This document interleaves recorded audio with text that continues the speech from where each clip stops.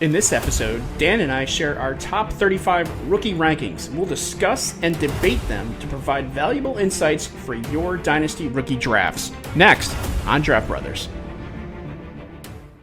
Welcome to Draft Brothers. I am your host, Jeff Hasley, and I'm joined by my draft brother, Dan Turner. And in this episode, we will be delving into the rankings for players in Dynasty rookie drafts.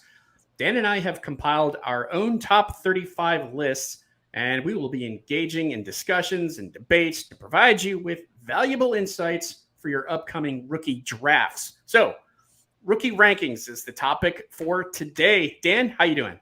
I'm doing great. Can't wait to get started and have those knife fights when we disagree. It's going to be great. All right, let's get to it.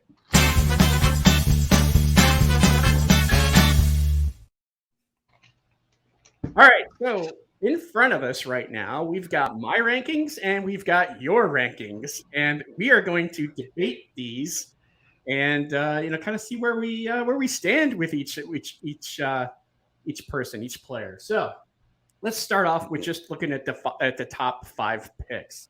A lot of people do super flex leagues. This is one quarterback league rankings here. We both have Bijan Robinson number 1. I have, of course, 2. And you have Gibbs number 3. Let's discuss this real quick. You've got Smith-Njigba number 2. Yes. Why do you like him over Gibbs? Career longevity. Okay. I think in general, that is important. Generally, Dynasty receivers last much longer than Dynasty running backs. So therefore, if you have a need for a wide receiver, chances are if you draft one, you're going to have them on your squad longer than you would a running back. Is that kind of where you're getting at? Exactly. I just have a personal distaste for running backs in general, but I know how talented Jahmyr Gibbs is. And, with Detroit getting rid of DeAndre Swift, he's going to probably start immediately and being a really good offense. So he's definitely still worth a top 3 pick. I just like the amount of it. Smith-Njigba is as good as we think he is. He'll definitely, I think, have a better career for longer than Gibbs will, which is why I have him second. What about the possibility of the fact that running back, it seems like it's hard to find someone who is, top of the food chain. So therefore it would behoove you to select a running back because they're kind of rare and you only get a certain number of these top of the line fantasy running backs every couple of years, and then you have to restock. I guess it just kind of depends on your philosophy and how you treat dynasty leagues. So yeah, I don't know. Exactly. I get it. I understand why. Yeah, Gibbs also has to contend immediately with David Montgomery, who he signed to a 3-year deal. So it's not like he's just going to go away. He's going to take some work away from him. So it's not like he's this like Barkley or Taylor prospect or even a Bijan type where he's going to step in and be the guy immediately. He's going to have to share some work. And that also is what drops me down for me to 3 again. Okay. Now I'm looking at the wide receivers here, and even though they're not in like the same ranking, they are in the same order. And for both of us, it starts with Quentin Johnston, Zay Flowers, and then Jordan Addison. This is all after, of course, Jackson Smith-Njigba, right? We already have that. Right. Mm-hmm. So Johnston, Flowers, and Addison, we both have that. Why do you have Johnston as your top receiver behind Smith-Njigba? I think he's in the best landing spot. He's tied to a quarterback that likes to, air it out, make use of his skill set. And while there are 2 receivers in front of him, we don't know how long Keenan Allen and Mike Williams are going to be, Chargers. Keenan Allen's getting up there in age, so I expect Johnston to supplant one of them in the near future, and then tying to a franchise level quarterback like that is why I have him above Flowers and Addison. Yeah, I say the exact same thing because in 2024 he could be the top receiver on Justin Herbert's team, and obviously therefore that's value right there. So that's why I have Johnston ahead, and it seems like we're kind of right in that same boat there. Zay Flowers over Addison. Why? Talent. honestly. I think that Flowers is more talented than Addison is. I don't really trust Addison um, from a physical standpoint. I know that everyone wants to look at Addison and think, well, Devontae Smith did the same thing with that body type, but Yeah. Devontae Smith was an outlier. I'm not saying that Addison couldn't be an outlier, and Addison, steps into a probably a better situation than Flowers does, being the number two in Minnesota, but he's number two to probably the best receiver in the league. I mean, Justin Jefferson is still going to get the majority of the targets in that system. And Flowers, with the new offensive coordinator that the Ravens have, they don't really have much in the way in front of them. Yeah, they have Odell, who's coming off multiple injuries, Rashad Bateman, who's also injured and hasn't lived up to the first round billing he has. And that's pretty much it. I mean, yeah, Mark Andrews is there, but we don't know how Mark Andrews is going to be used with the new offensive coordinator. So I think that Flowers is one both is more talented than Addison is, and it will eventually be the better receiver. I think Addison, if you're looking to win right now, is probably the better pick. But I think long term in Dynasty, I would put Flowers over him. Yeah, I tend to agree with that. I think Jordan Addison has a good landing spot in Minnesota across from Justin Jefferson. He might struggle a little bit with press coverage and, being able to just get open right off the bat. However, he still has a good opportunity to make plays in open space, and I think they're going to utilize him for that. As for Zay Flowers, I just like the up and coming Ravens offense a little bit more. I think we'll see more 3 wide receiver sets there. As far as his skill set and ability, he's got a lot of fingerprints to Steve Smith, in my opinion. So therefore, I think that he could be, someone who could thrive there. Of course, Baltimore's already familiar with Steve Smith. I think that Flowers will be a big part of that offense. So yeah, I agree there. All right, let's jump to Anthony Richardson here. You have him 4th overall. I have him 7th. Why do you have Anthony Richardson as someone that you should target fairly high in drafts in the top 5 in a 1 quarterback league? Let's have you bang that out real quick. Because he's a cheat code. I mean, yeah, his athleticism is off the charts. Everyone knows that. And while he developed as a passer, he's going to be running the ball a lot. And we know that running quarterbacks are the cheat code in fantasy football. I mean, you have players like Jalen Hurts and Justin Fields that, Hurts took a step up this year. But before that, like, he wasn't refined as a passer. Justin Fields isn't refined as a passer. But they still, scored a bunch of points because they ran the ball in. And score those rushing touchdowns. So while Anthony Richardson, develops a little bit, he can, still score you a lot of points with his rushing ability. And he goes into a great situation in Indy with a coach that knows exactly how to develop him because he developed Jalen Hurts. He has Jonathan Taylor. He has, Michael Pittman. He has Jelani Woods. So he has these pieces around him where if he does, hit that upside and develop, he could be the fantasy QB1 overall within like a year or two if he gets there. So I think that kind of upside, even if it's 1 QB, is something that's worthy of a top 5 pick, and why I have him that high. Okay. I mean, I get that. And I just recently had a rookie draft myself. It includes IDP players, but still the first like 10 picks are all non-IDP guys anyway. And I was able to snag Anthony Richardson at 1.08 as the 8th pick in the draft. So I think that's a good pick. If you have that, you can always trade him for, some pieces later. I think the possibility and the potential of Richardson just exploding in value is high. And that's another good reason to take him there as well. All right. Mm-hmm. I want to look at, let's look at Dalton Kincaid right now. I'm looking down at our rankings here, 7, 8, 9. I have Kincaid 9th. You have him down to 15th. Now, let me just explain why I have Kincaid a little bit higher. I want to hear this. One, he's on the Buffalo Bills. We know that's a high octane type of offense.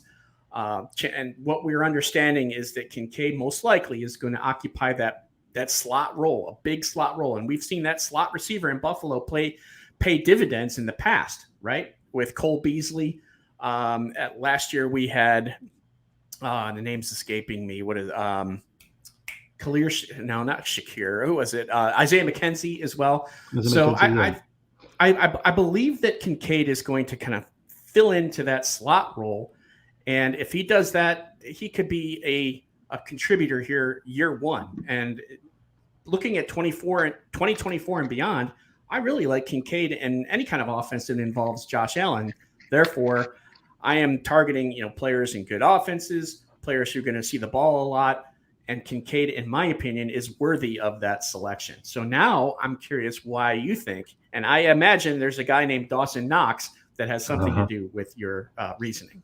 Yeah, I mean, Dawson Knox just got a new deal like a year or so ago. So Kincaid's going to start out in 2 tight end sets. He's not going to be, plug and play immediately. So that's a problem. And it seems like Buffalo has been searching for that number 2, like number 3 option for like as long as Josh Allen has been there.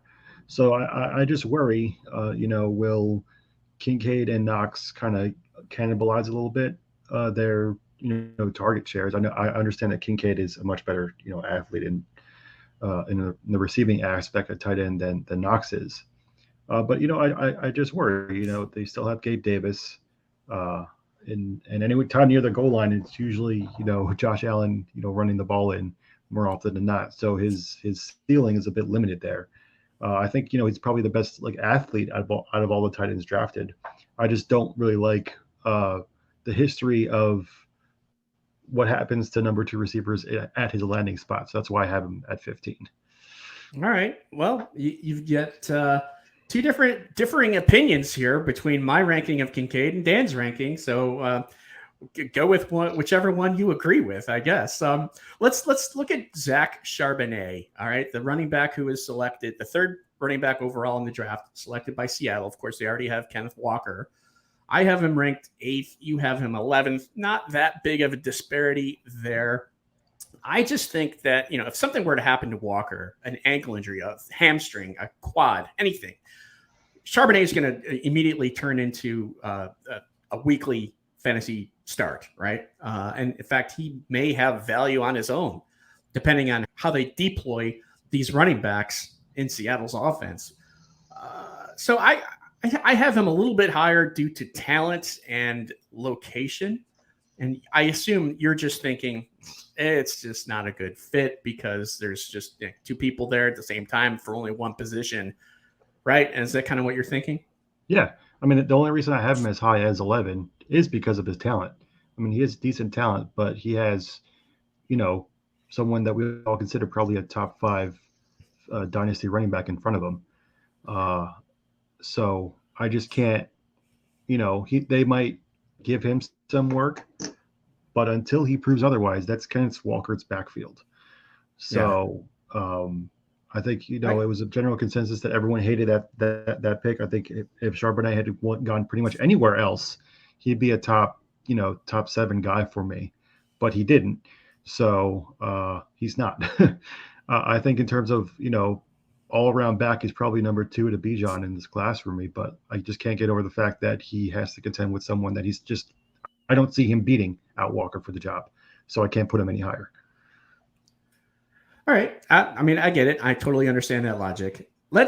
Before we get to Josh Downs and my 10 versus your 18, let's talk about Devon Achane, the running back in Miami, who we both kind of have at the same spot. I have him 11th. You have him 12th. Achane, to me, he's a little bit undersized, less than 190 pounds. That's not ideal for a running back. However, he's got a skill set that involves a lot of pass catching abilities. And the ability, of course, that we know from a fantasy sense, that's something that we want to target. So in my opinion, I don't know if he'll be able to supplant a Raheem Mostert and a Jeff Wilson, but I do see him being involved in the offense. I don't see him being a 15 carry a game guy, but I could see him having 4 or 5 catches here and there, right? On a weekly basis or around there. So that's why I like Achane. Your thoughts? I assume they're similar. Yeah. I mean, the guys in front of him are pretty much Raheem Mostert right now and Jeff Wilson, who are pretty much the recycled running backs of fantasy football, where they just keep popping up and they don't seem to just go away. So I think that in really short order, he's going to be the guy there in Miami, and with Tyreek Hill and Jalen Waddle clearing out the middle of the field with their speed, I think he's going to be a PPR demon in that system. So that's why I have him up at 12. I think that his competition isn't something to be really scared of, and I expect great receiving numbers from him. I agree with your point that he probably is too small to ever get like that 3 down role. But in terms of PPR leagues, he's going to be someone that is going to be doing a really good job for the people that draft him. All right, let's talk about Josh Downs. I have him 10th. You have him 18th. All right, now Shane Steichen, the offensive coordinator from the Eagles, is now the head coach at the Colts. So you know Steichen fairly well. Why is it that you think that Josh Downs isn't going to have like an immediate type of role, or at least one that can be, fantasy appealing with the Colts and Shane Steichen's offense with Anthony Richardson at the helm, kind of running these short to intermediate type of routes? He had a great last season with North Carolina, of course. Why Downs so low for you, man? Tell me. Well, 2 reasons. One, because his quarterback isn't going to be ready for a couple of years. I think if it had been like C.J. Stroud, I would have had Downs higher. And in Philly, like the slot guy we had was Qued Watkins, and he, didn't really get a lot of work. I understand that, when you have A.J. Brown and Devontae Smith, you're not going to get a lot of work. But I just need to see how, with Michael Pittman there and then Alex Pierce to start on the outside, I just need to see how Downs does in that slot role with Steichen before I can put him any higher. He was one of my favorites pre-draft. I loved him. I think he was, like, in my opinion, he was probably the best slot guy in the draft. I just need to see how Richardson develops, if he can develop, a consistent, intermediate short game, which he kind of struggled with a bit at Florida. But if he does, then I'll push Downs higher if we ever like revisit this in a year or something.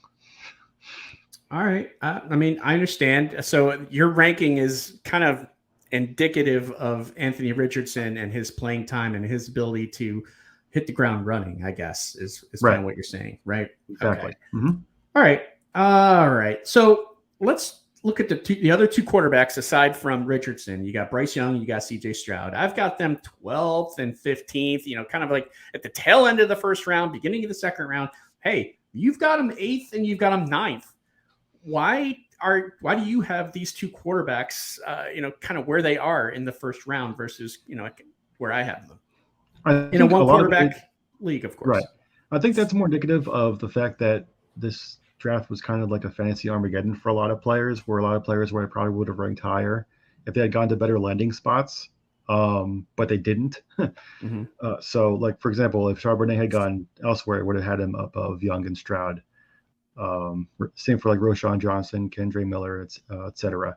But the fact is, again, with these like new quarterbacks with the ability to, not be rushing quarterbacks, because that's not really, both like the primary focus of their game the same way Richardson is. But there really is a dearth of upside at quarterback in this league if you don't have one of the top like 4 or 5 guys. If you don't have a Burrow or Herbert or Hurts or Mahomes, you're kind of looking at this tier where you're kind of just getting a guy in hopes he gives you something. So I think that even in 1 QB leagues, the fact that a bunch of maybe better options didn't get the landing spots that could have helped them out more, I'd be fine with taking one of these guys and seeing how they develop and see if you can get that QB1 type points per game output that you're hoping for at a cheaper price. Yeah, and I suppose you could always trade them as well. Right, if the value is exactly. high, there's a lot of potential value there, and if that turns into real value, hey, that's a good trade commodity piece. All right, let's see. Looking down further, we're into the Jonathan Mingo, Michael Mayer territory. I've got Mingo 13th and Mayer 14th. You've got Mingo 17th and you've got Mayer 10th. So Yep. you like Michael Mayer, and you Love. You like him over Dalton Kincaid, which we didn't discuss that earlier when we were talking about Kincaid. We but did not. Why Mayer? Why do you like him so high? And then we'll talk about Mingo here in a bit. Because Mayer is in a plug-and-play situation where he should start immediately for a coach that loves deploying his tight ends and a QB that has experience throwing to talented tight ends in Garoppolo. I think it's definitely one of the only, rookie spots where I think it's a perfect fit in terms of fantasy output. I think Mayer is an all-around kind of tight end who's going to stay on the field, unlike Kincaid, who's more of a receiving threat. The only guy that really could take any work from him in Vegas is Austin Hooper, who is about 1,000 years old. I'm not really worried about him. He's on like his third team in about a couple of years. So I think Mayer is definitely the TE1 pretty easily in this class. And I think he turns into a guy that is a top 5 tight end perennially in Dynasty personally. So that's why I have him this high. All right. I get that. I understand that logic. And you know what? I could potentially slide Mayer ahead of Mingo. It's just that as a Panthers fan, I like Mingo's potential, so I have him slightly higher. So let's talk about Mingo a little bit. Mm-hmm. I think that a lot of people are interested in him. Again, potential is a huge word with him. We haven't seen him really do it, put it all together in college. We've kind of seen bits and pieces and glimpses, but not like, putting it all together. And he kind of needs that if he's going to, become what some people are thinking that he will be the wide receiver 1 in Carolina. Now, could that happen this year? Yeah, it could. Most likely it will not. But looking at the future, I think the team wants that. I think Bryce Young will kind of gravitate to him a little bit, kind of coming in at the same time. So I like that potential. There it is, that word again. But we just have not seen him, put together a full season or a full deck of cards in terms of his skill set, right? So I am a little concerned, but the fact that I have him there 13th is because I'm just kind of pulling for him, and I like the spot, and I like the potential. There's the word again. What do you think about Mingo, and where do you see him this year, and then years past?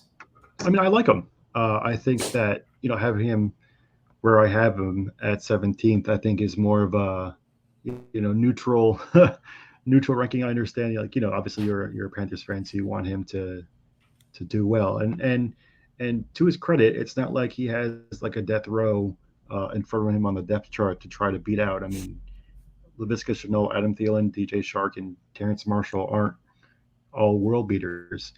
But the thing that you keyed on is why I have him at 17th, and that's potential.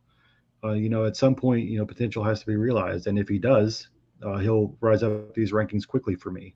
But as of right now, he's a little bit raw as a prospect with a great opportunity to get some work early if he can show, that potential that you talked about.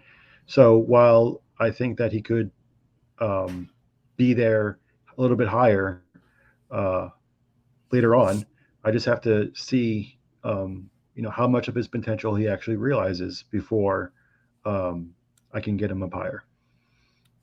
All right. That's fair enough. We both see that there's a possibility for him to kind of evolve into a really good type of dynasty receiver for us, but it's just not quite there yet. And it's a waiting game, I guess. Yeah. All right. So look, I'm going to highlight this guy right here, Roschon Johnson. Yeah. You've got him 13th. This is the running back on Chicago, rookie, of course. I have him. Let's scroll down. I have him 29th. Okay. Oh, God. Yeah. I have him 29th. What in the world? Why do you like Roschon Johnson so much? Of course, they have Khalil Herbert, and they also have Deontay Foreman. Thank you. Mm-hmm. Why do you think that Roschon Johnson is worthy of being a top? Where do you have him? Top 13, top 15 pick. Wow. This is probably the biggest disparity that we have between players here in our rankings. I think it is. So what's up with Johnson? Why do you like him so much? I mean, I love Johnson pre-draft. I think that it's not a indictment of the talent that he was behind probably the best running back prospect of the last like dozen years in Bijan Robinson. And I think that I think he beats out Deontay Foreman pretty easily. Honestly, I think that Foreman was just a stopgap measure Okay. until they got Johnson. But I think him and Herbert can coexist. Herbert's more of the receiving guy, and Johnson's more of the power back.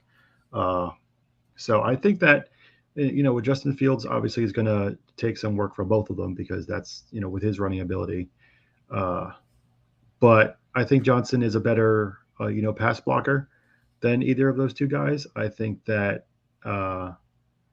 his running style is what Chicago needs. It's a tough running style that they'll appreciate that the other guys might not have. He's really careful with the ball. He's only had one career fumble, and yeah, he doesn't have the that birth athleticism, that maybe other guys have. But I think his consistency, his pass blocking, his ball protection are going to get him on the field early and keep him there.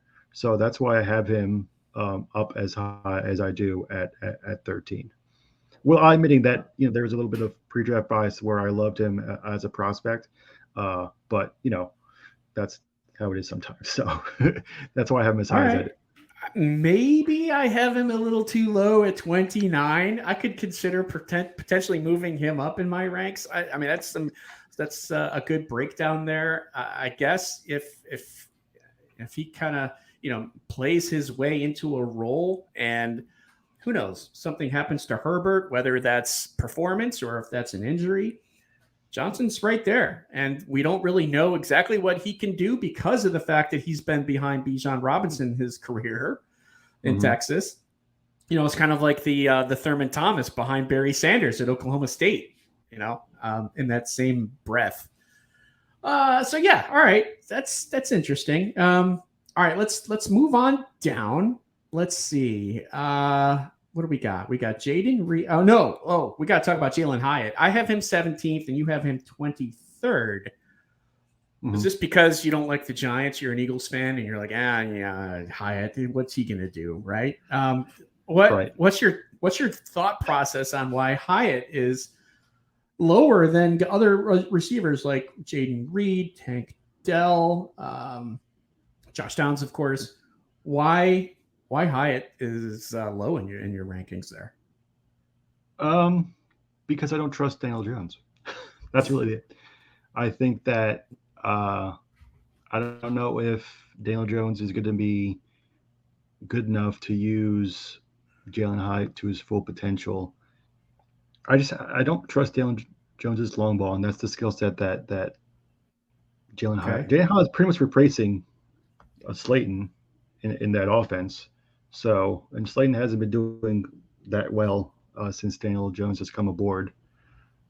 So with Paris Campbell coming in, Isaiah Hodgins, they have Wan'Dale Robinson, Sterling Shepard. I mean, it's crowded, and I just don't know. It's really the only really real reason I have him down that low is I just don't trust his quarterback. It's not like anti-Giants bias. I saw how Daniel Jones performed for the entirety of the year, and I just don't trust him to make full use of the skill set that Jaylin Hyatt brings to the table. Well, and I mean, Daniel Jones is not your typical 300-yard passer either. I mean, in his 3 seasons, 3,200 yards passing is his highest, right? So, I mean, we kind of have to understand that too as well. And you mentioned it is a crowded wide receiver core. However, I think that Hyatt could come in and kind of make a little bit of a splash in that lineup. So, I mean, I think that there's the potential for him. Granted, they're a running team with Barkley and, kind of smaller, lesser intermediate type of routes that they like to throw. He's more of a deep threat, but, he might not be that bad of a deep threat if he can grow and develop into something fairly quickly. So I like him there. He's not, one of my top 3 or 4 receivers in this class, but, I still like him. What else do we got here? Let's see. Sam LaPorta, you have him 25th. I have him 18th. We've debated LaPorta before. We did. At first, I was with you. I was thinking, Detroit, they didn't really use the tight end that much, especially after Hockenson. But maybe what they did was, they moved on from Hockenson. They didn't want to pay him that big money. So they go and they draft another Iowa tight end. That, of course, Iowa tight ends is the tight end fraternity of the NFL. So LaPorta may have a similar type of role that Hockenson had, and it seems like he's going to be like, their main guy in terms of a tight end receiving threat. So I like that. I've changed my tune on LaPorta, and it sounds like you just have not. Exactly. I mean, the Lions loved Hockenson so much that they got rid of him. Yeah, it was for a good pick, but they still got rid of him. And with Jahmyr Gibbs there, he's going to take a lot of that short to intermediate work that probably would have gone to Sam LaPorta. I honestly just don't trust tight ends that are in Detroit. They haven't been great, and I just don't see that continuing. So I just don't like them, and that hasn't changed since before the draft. I get it. Is this a good time to talk about Sean Tucker? Yes. He wasn't drafted. He was not. He was an undrafted free agent signing by the Buccaneers. I think it's a great landing spot because really all you have is Rachaad White ahead of you when you're in the depth chart. Now Sean Tucker, coming from Syracuse, he's got speed. He has the ability to make plays as a receiver, and he has some power to him. He can be a 3-down running back. The only question is the medical concerns, and right. That is something that is the reason why he fell. If he can right that ship, you think that he is worthy of being like a third round selection here in rookie drafts? Yeah, I think he is. I think that the injury concerns are definitely an issue that has to be considered. But in terms of talent and landing spot, really, because he only really has Rachaad White in front of him there. That's one of the guys that you just take a shot on in like the third round. And if he works out, great. If not, it's a third round pick. But I love kind of the same process as why I had Anthony Richardson so high, is if he does, if his upside turns up and he was able to remain healthy in the league, then that's a guy that is going to give you a really good production for a number of years. So that's why I like Tucker at 22, while also admitting that you did have a great point where his injury concerns are, a red flag that has to be considered. But I think that's also baked into his price right now. I think if he didn't have the injury concerns, he would have gotten much higher, both in the real draft and in where he's going in rookie drafts. Okay. I want to take a look at, let's talk about Rashee Rice here first, and then we'll get to my sleeper pick here. All right. Rashee Rice, I have him ranked 22nd. You have him 31st. So He's on the Chiefs. The Chiefs have a good offense. He's a receiver on that offense. Now, granted, Andy Reid usually does not like to use his rookies, especially rookie receivers, rookie running backs, often in the first year, right? So that's a little bit of a concern. But moving forward, man, that's a good landing spot for him, I think, in my opinion. You just don't like the player, but even a good or a below average player with Patrick Mahomes, you would think that he would be, below average turning to good or above average with Mahomes in the calling his shots. So why do you have Rashee Rice so low as you do? Well, one, like you said, I just didn't like the prospect to begin with.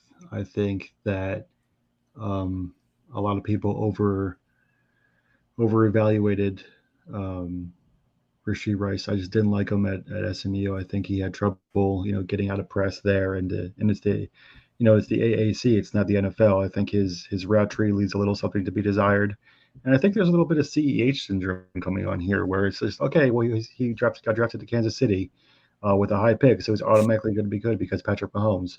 But it didn't work out for CEH, and it's not going to work out for Rice, in my opinion. He has some their receivers already in front of him. Kadarius Toney, Sky Moore, MVS. So it's not like he's walking into a starting job. And Travis Kelce is always going to be the number one receiver there anyway. So I think he's a little bit of a jump ball guy. It kind of reminds me of J.J. Arcega-Whiteside and why the Eagles drafted him, because he was really good at jump balls in college, not much else, and then ended up being a complete and total failure. So I just don't like the prospect. And like you said, Andy Reid doesn't like rookies, and I just think that he's as high as he is because of his landing spot and nothing else. So we did that once with CH over Jonathan Taylor. I'm not falling for that trap again. So that's why if I have him, where I have him at the 31. All right. We're at the segment or the portion of the show here where I want to talk about sleeper guys. I've got my guy, and I'm sure you probably have yours. And we may have already talked about him, Sean Tucker. Wait. Before, okay. Why do you have Rice at 22? Oh, just because of the fact that he's got, he's a wide receiver on the Kansas City Chiefs. They don't have Juju Smith-Schuster any longer. He could potentially grow into that role. I am a little bit concerned, though, because of the fact that he's a rookie and Andy Reid doesn't like to play rookies that often, first year. So there's a little bit of a delay in my excitement for him, but I still have him, in that range of receivers that you could target in the third round. So that's kind of why I have him where he is. Right. He got drafted. And he may not be the fastest receiver, but he's a smart receiver, and he did well with SMU. So, and he was the top guy there. So he knows how to get open, right? He's got decent separation skills, decent contested catch skills, and he's on a good team. I don't think that we should discount him just as a result of him, not necessarily being a strong type of prospect that you think that he is not. So yeah, but he's in my most recent draft I did in my league. He went 2.03. Yeah, so that's a little high. That's kind of high. That's what I'm saying. You're scouting the uniform rather than the player, I think, there. Exactly. And I think that's what everyone is falling that trap into. They're scouting the uniform, and it's Mahomes.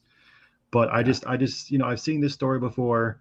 I just don't trust him, so that's why he's as low as you. I could be wrong. Obviously, he could turn out to be great and be, this great jump ball guy that crushes it. And I just don't see it happening. I actually have him fairly low compared to obviously what you mentioned, and then you have him lower than I do. So I'm already a little bit lower on him than the consensus, and then you're just like off the charts low on him. If I could originally took him off the list entirely, I would have. Oh, well, let's talk about a guy that you don't have on your list entirely, and that's my sleeper. Okay. And that's Charlie Jones out of Cincinnati, the fourth round pick, out of drafted by Cincinnati, out of Purdue. This guy had 110 catches last year for 1,300 yards and 12 touchdowns, and he would occupy a slot role. Now, you're probably thinking, where in the world is he going to play? They've got Jamar Chase. They've got T. Higgins. They even have Tyler Boyd. Well, unless he completely outplays Tyler Boyd this year, he's not really going to do much. More of a special teams guy. But in 2024 and beyond, Tyler Boyd might not be there. Here's a slot guy. We know slot guys in good offenses, and Joe Burrow, that tends to do well. I like Charlie Jones as someone that you can take a stab at in the late third round or fourth round. Maybe it's your last pick in your draft if you're doing 4 rounds. If you're really kind of looking for a receiver because your wide receiver depth is just poor, and you're looking for someone who could potentially be a gem, Charlie Jones is that guy for me. What do you think about Jones? Why is he off your rankings altogether, or are you just kind of like, I don't know where he's going to fit in Cincinnati? Jamar Chase and T. Higgins. That's why he's off my board. If his ceiling, realistically, I expect the Bengals will try to everything they can to keep T. Higgins. If his ceiling, realistically, is Tyler Boyd, right? That's not. I'm good with. I think his ceiling is much higher than Tyler Boyd. I mean, we're looking at a skill set similar to, and don't go crazy. Don't go, wow, oh my God. I'm gonna go crazy. I'm gonna go crazy. You said a similar skill set as Cooper Kupp. Oh my God. On the Bengals. Obviously, he's a long ways away from there, right? But right. I just think he put up those stats in college at Purdue, so it wasn't like like the Big Ten isn't outside of Ohio State and Michigan. It's not like you're playing the best defense in the world. He can't beat man coverage to save his life. Like once he gets pressed, in the tape he has a lot of trouble on tight man coverage and uncovering in the field. And like I said, it's not even also like a talent thing. It's also a situation thing. Like he might be more talented than Tyler Boyd, but in the pecking order, he's always going to be wide receiver 3 in that offense, like always. So if that's the ceiling he has, no matter he isn't talented enough to beat out Chase or Higgins, in my opinion. He just isn't. No, I agree there. Right. I do think there's a role that he can at least have a niche type of role on the team, and that might be later this year or next year. Right. So I just think there really isn't a path for him to get meaningful fantasy work. So that's why I have him off my list entirely. So. All right. Your turn now. Pick a guy who's your sleeper that you can, tell people to target in the later rounds of your rookie draft. Okay, so I have him. He is on my list. Is he on yours? Okay, yeah, we both have him on the list. He's 24 on yours and 29 on mine. Same team, Chase Brown. Also at Cincinnati. I don't think that Joe Mixon is going to stay at Cincinnati forever. I also think he's not going to stay past. This year might be his last year. I'm actually kind of counting on it. So with Samaje Perine gone, that could be Chase Brown's backfield as soon as 2024. Yeah. So he had 9 consecutive games of 100 plus yards last year. Between the tackles guy is the perfect kind of fit for that offense. He has decent receiving chops, but I think that as a sleeper, if somebody can get in the late, 3rd, 4th round, he's a guy that we're always looking for, talent plus opportunity when we're talking about fantasy. So this is the guy that won't have an opportunity immediately, but if Joe Mixon isn't re-signed, he could be a guy that is starting on one of the best offenses football next year. So that's a guy I really I'd like to take a shot on. All right. Well, that pretty much wraps it up. I mean, we have gone over our rankings, some of which we agree with and some of which we don't. But now you have the opportunity to kind of understand where both of us stand and who you would decide to fall with. But that's kind of our overview of our rankings. Any parting final thoughts here, Dan? I just think this was a lot of fun going through and seeing how we differ, how we have some similar things, and just seeing someone else's thought process on how these players landed. And so it was a lot of fun. All right.